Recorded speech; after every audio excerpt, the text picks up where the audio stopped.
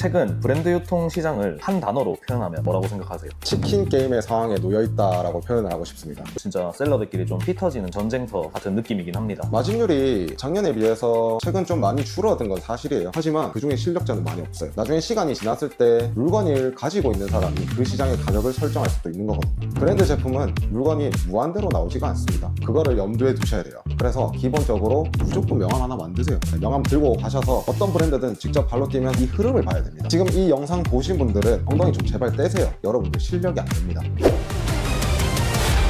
대표님 안녕하세요. 안녕하세요. 와, 지금 여기 어딘가요? 카페인가요, 여긴? 저희 사무실입니다. 사무실 너무 이쁘게 잘 꾸며놓으셨네요. 저희 MD랑 B2B 영업 팀장이 일하는 공간이라고 보시면 됩니다. 저도 여기서 일하고 싶네요. 보세요. 대표님 그러면은 오늘의 영상 주제에 대해서 한번 말씀해 주시죠. 오늘 영상의 주제는 2026년 브랜드 유통 현재 상황과 전망에 대해서 한번 얘기를 풀어보면 좋을 것 같습니다. 아, 좋습니다. 그러면 거기에 플러스해서 초보 셀러 입장에서 궁금한 것들도 제가 대신 질문 좀 드려도 될까요? 네, 질문 주세요. 알겠습니다. 그러면 바로 본론으로 들어가서 첫 번째 질문 드리겠습니다.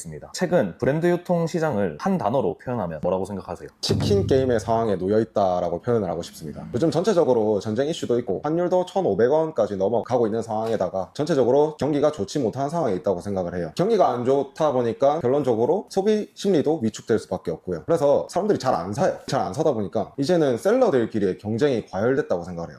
많은 셀러들이 이 브랜드 유통 시장에 들어와서 경쟁이 심해졌다라기보다는 장사가 잘 안 되고 있는 상황이다 보니까 이 작아진 소비 심리 안에서 누가 더 한 개라도 더 팔 것이냐 이 싸움이 과열됐다고 생각을 하거든요. 그래서 매입할 수 있는 가격들은 거의 다 정해져 있는데 판매가 안에서 누가 더 싸게 풀 것이냐 누가 더 상위 노출의 자리를 쟁탈할 것이냐 이 싸움이 심해졌습니다. 이게 확실히 밖에서 보면은 좀 화려한 사업 같은데 그 속으로 들어가면 진짜 셀러들끼리 좀 피 터지는 전쟁터 같은 느낌이긴 합니다. 마진율이 작년에 비해서 최근 좀 많이 줄어든 건 사실이에요. 근데 이건 저뿐만 아니라 다른 셀러들도 마찬가지라고 생각을 해요. 대표님 그러면 두 번째 질문 드리겠습니다. 네.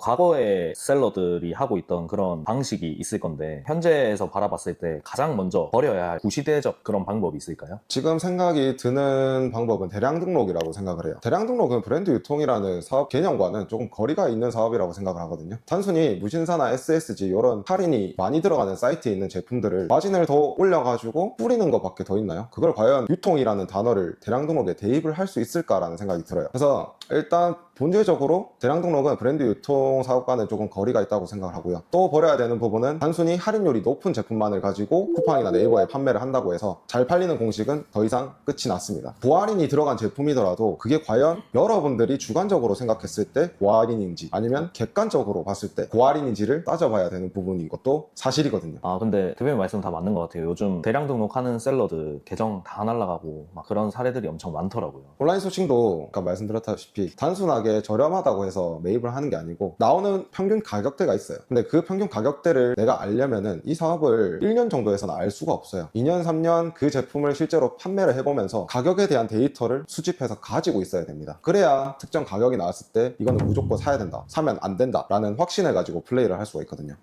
다 맞는 말씀입니다. 대표님 그러면 세 번째 질문 들어가겠습니다. 최근 1년 사이에 브랜드 유통 시장에서 AI가 나온 뒤로부터 많은 변화가 있는데 거기에 대해서는 좀 어떻게 생각하시나요? AI가 나오면서 소싱 프로그램 같은 거를 개발하시는 분들이 많더라고요. 근데 그 소싱 프로그램을 제가 한번 살펴봤어요. 대부분이 크림이나 포이즌 쪽에 최적화되어 있는 프로그램이고, 예를 들어 크림이랑 포이즌 쪽에 판매를 했을 때 마진이 나오는 가격으로 온라인에 발매가 된다. 그러면 그 제품을 여러분들이 전부 다 살 수 있어야 돼요. 아도를 쳐야 된다는 얘기예요. 아도를 치지 않는 이상은 여러분뿐만 아니라 다른 셀러들도 그 가격에 매입할 수 있는 기회는 똑같이 있는 거거든요. 그리고 대부분의 프로그램들이 크림, 포이즌 쪽 기반이다 보니까 반면에 쿠팡, 네이버 쪽은 아직까지는 온라인 소싱이 유효하다고 생각을 해요. 왜냐면 크림이랑 포이즌에만 있는 제품들만 팔리는 거는 절대 아니거든요. 내셔널 지오그래픽, 디스커버리 이런 제품 같은 경우는 크림에서 거래가 없더라도 실제로 쿠팡이나 네이버 쪽에서는 불티나게 잘 나가는 브랜드들이거든요. 그리고 여러분들이 온라인 소싱만 할 건 아니잖아요. AI가 온라인 소싱은 어느 정도 대체를 해줄 수 있다고 생각하는데 거래처 영업에 대한 부분은 AI가 대체할 수 없습니다. 또 다른 관점에 있어서는 AI 툴이 계속해서 날이 갈수록 발전을 하기 때문에 예전에는 명령 프롬프트나 이런 부분들을 다 공부를 하고 AI를 활용을 했어야 됐어요. 근데 요즘은 그냥 단순하게 내가 원하는 거 한 문장만 얘기를 해도 AI가 이미지나 상세 페이지 부분은 잘 뽑아주기 때문에 예전에 비하면 온라인 시장 판매에 대한 허들이 많이 낮아졌다고는 생각해요. 하지만 너무 AI에 의존하게 되면 여러분들 실력이 안 늡니다. 그래서 기본적으로 본인이 이미지 촬영하는 스킬이나 상세 페이지를 만들 수 있는 기본적인 스킬들은 가지고 있는 상태에서 AI를 사용하시는 게 장기적으로 봤을 때 발전할 수 있는 역량이라고 생각합니다. 대표님, 그러면 네 번째 질문 드리겠습니다. 브랜드 유통 시장이 요즘은 치킨 게임이라고 하셨는데, 잘 팔고 있는 그런 상위 셀러들끼리 이제 치킨 게임을 하는데, 도대체 그들은 마진을 어떻게 남기고 하고 있는 거죠? 그 마진으로 파는 거죠. 근데 브랜드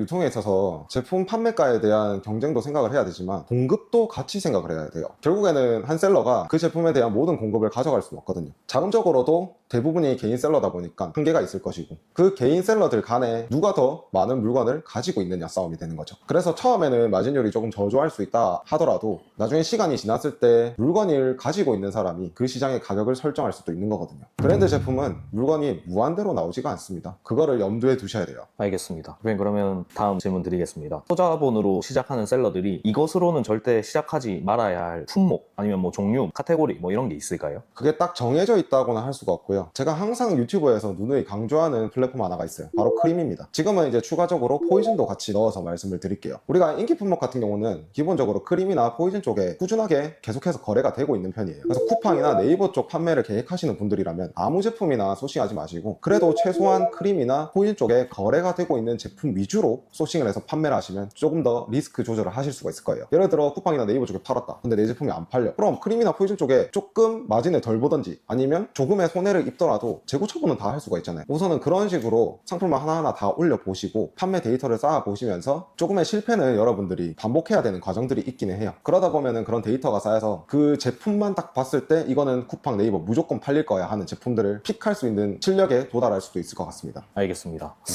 그러면 또 다음 질문 들어가겠습니다. 완전 처음 시작하는 셀러가 초기 최소 자본금 얼마 정도 있어야 될 거라고 생각하시나요? 요즘은 자본금이 더 많아야 된다고 생각을 해요. 위탁 판매 방식은 이제는 조금씩 어려워지고 있는 상황이에요. 최근에 쿠팡이 개인정보 문제로 한번 시끌벅적했었던 사례가 있었잖아요. 그렇죠. 쿠팡 그 사건 이후로 다른 플랫폼도 현재 마찬가지예요. 그래서 소자본으로 운영하시는 분들이 가장 유용하게 기반을 잡을 수 있었던 게 원래는 위탁 판매인데, 요즘은 그 위탁 판매마저도 경쟁력이 많이 떨어지기도 했고 또 플랫폼에서 제재를 가하고 있는 상황이다 보니까 조금은 보수적으로 운영할 필요가 있어요. 그래서 요즘은 사입이 무조건 필수가 되었습니다. 그리고 플랫폼을 어디에 판매할 것인지도 조금 계획을 하셔야 돼요. 쿠팡 같은 경우는 여러분들이 빠른 정사 서비스를 이용하는 셀러라 하더라도 그냥 일반 판매, 윙으로 판매를 하실 거면은 구매 확정까지 약 9일 정도가 걸리거든요. 그 9일이 지나야만 정산을 받을 수가 있고, 네이버는 특정 조건만 충족을 하면은 빠른 정사 시스템을 이용할 수가 있어요. 하지만 초보 셀러가 네이버를 시작하게 되면은 조금 판매하는데 어려움이 있는 건 사실입니다. 왜냐면 사람들은 네이버 안에서 상위 노출된 상품만 팔거든요. 초보가 상품을 하나 올리면 완전 후 페이지에서 시작을 하는 게 일반적이라서 처음부터 네이버를 하기에는 조금 어려운 부분이 있기 때문에 여러 가지 사항을 두고 여러분들이 자금을 어떻게 현금 흐름을 만들 것인지를 조금 고려를 해보시면 좋을 것 같습니다. 그러면 시작은 한 초보 셀러들 입장에서 질문 하나 드리겠습니다. 네. 이제 시작을 했는데 주문이 하나도 안 들어오면은 광고를 돌려야 될까요? 아니면 가격을 낮춰야 될까요? 그거는 딱 정해져 있지가 않아요. 여러 가지 상황들을 좀 볼 줄 알아야 돼요. 일단 시장 자체를 봐야 돼요. 아마 특정 제품을 판매했을 때 그 제품이 실제로 인기 있느냐, 이 부분을 첫 번째로 봐야 될 거고, 그리고 두 번째가 나만 팔고 있냐. 다른 경쟁사들이 분명히 브랜드 제품이다 보니까 똑같은 제품을 판매할 수도 있는 거거든요. 그리고 그 사람들과의 제품에 있어서 나는 과연 차별점이 있는가. 예를 들어 썸네일이라든지 가격이라든지 상세 페이지라든지 그런 부분에 있어서 일단 차별성이 꼭 있어야 되고요. 그리고 세 번째로 봐야 될 게 내 제품이 정상적으로 잘 노출이 되느냐. 어느 정도 상품 올리고 한 2, 3일 정도는 노출이 안 되는 게 일반적이에요. 근데 시간이 지났음에도 불구하고 노출이 잘 안 일어나고 있다. 그러면 광고를 해야 되는 게 당연한 거고요. 알겠습니다. 대표님, 그러면 이거는 제가 예전에 궁금했던, 완전 생초보일 때 궁금했던 질문인데, 오프라인 거래처를 갈 때 명함이 있어야 될까요? 명함이 있는 게 좋죠. 그래서 브랜드 유통 사업을 계획하시는 분들이라면 무조건 명함 하나 만드세요. 미리 캔버스나 아니면 망고보드 이런 걸로도 여러분들이 직접 제작하실 수도 있고, 크몽이라는 사이트 가면 명함 전문가들이 다 있어요. 얘네들이 명함만 뽑아주는 게 아니고 디자인까지 다 해주기 때문에 크몽 사이트 이용하시면 됩니다.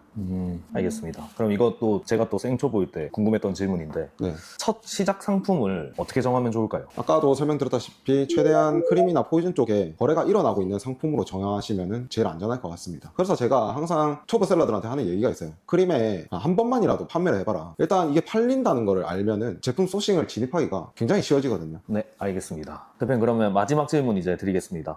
우리 초보 셀러들이 처음 판매를 시작할 때 잘 안 팔리고 좀 이 사업을 계속 해야 되나 의심도 많아지는 시기가 분명히 찾아오는데 어떻게 극복하면 좋을까요? 일단 여러분들이 방구석 셀러가 되면 안 됩니다. 엉덩이 좀 제발 떼세요. 이 브랜드 사업은 온라인 하나만으로 하는 게 아니에요. 온라인 소싱에 답이 있는 게 아닙니다. 현장에 답이 있습니다. 시간 나실 때마다 백화점 아울렛 돌아다니시면서 명함 하나 만들려고 했잖아요. 네, 명함 들고 가셔서 어떤 브랜드든 직접 발로 뛰면서 한번 영업을 시도해 보시면 좋을 것 같아요. 온라인 소싱 안에는 답이 많이 없습니다. 답은 현장에 있어요. 여러분들이 매니저들이랑 이해관계를 만들어 가면서 이제 특정 인기 제품이 있다. 그러면 그 제품이 현재 시장에서 어떻게 흘러가는지도 다 볼 줄 알아야 돼요. 이게 상품 단위, 상품 하나만 보는 게 아니고 그 상품이 어떻게 지금 유통되고 흘러가고 있느냐, 이 흐름을 봐야 됩니다. 그게 제일 브랜드 유통 사업에선 제일 중요하기 때문에 방구석에만 있으면 답이 안 나옵니다. 일단 대표님, 그러면 추가 질문 하나 더 드리겠습니다. 매장 거래처 갈 때 어떤 매장 거래처를 먼저 가는 게 좋을까요? 무조건 백화점 가세요. 물론 아울렛도 갈 수 있어요. 근데 아울렛은 나중에 가셔도 괜찮습니다. 일단 무조건 백화점으로 가서 신상을 공략하시는 게 제일 좋아요. 아울렛은 신상이 없잖아요. 2월 제품이잖아요. 초보들이 기회를 잡을 수 있는 시장은 신상이 나왔을 때 시즌이에요. 신상이 나왔다는 거는 새로운 온라인 시장이 만들어졌다는 얘기거든요.